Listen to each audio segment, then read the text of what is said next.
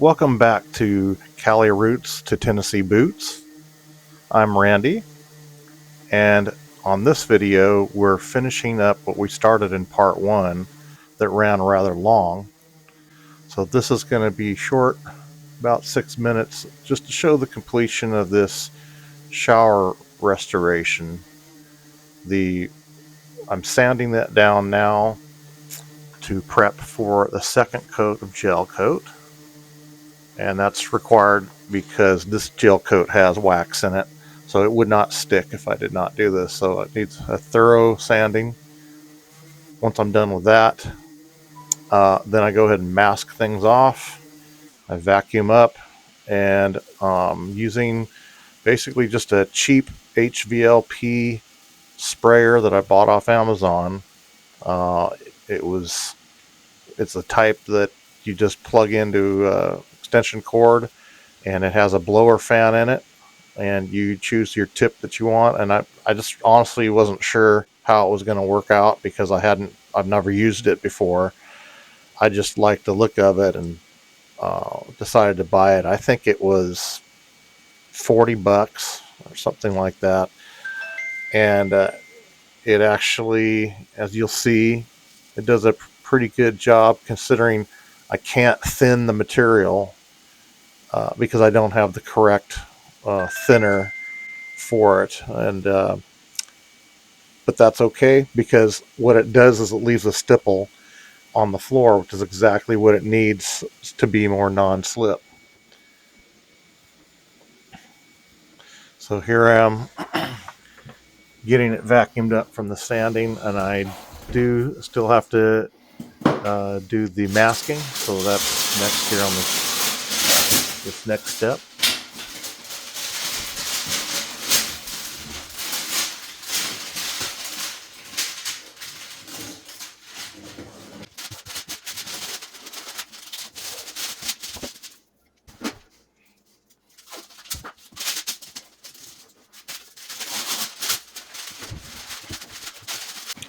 Pretty difficult to mask because you need to be at eye level for it, but eye level is down on the floor. So a guy my size, it's hard to get down on the floor and get these pieces in place, but I get it done.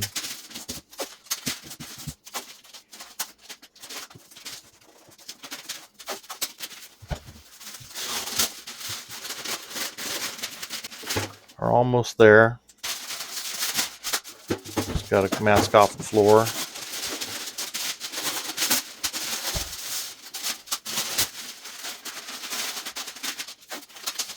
It really didn't have that much overspray because it is a HVLP as opposed to an automotive sprayer that uses compressed air. It's the nice thing about the high volume, low pressure, that you're not really using that much air pressure. It's a low speed air, but it has a larger orifice for the airflow. And as I said in the previous video, I used the largest tip it had, a 3mm. Fortunately for me, the material went through it, because if it had not, I couldn't. The only thing I could have done is re-rolled it. That's probably what I would have had to do if it didn't come out of the tip. So there I am trying it out on the masking paper first, and I'm seeing that it's spraying fine. So I decided to get the backmost area first so I don't smudge the fresh coating in front of me.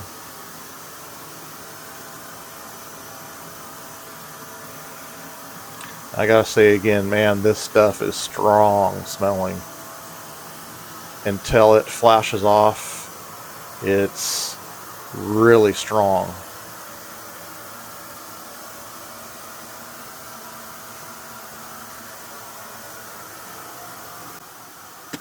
So I wasn't sure how far the amount I had left would go. I basically poured the rest of the bottle in and used up the rest of the catalyst.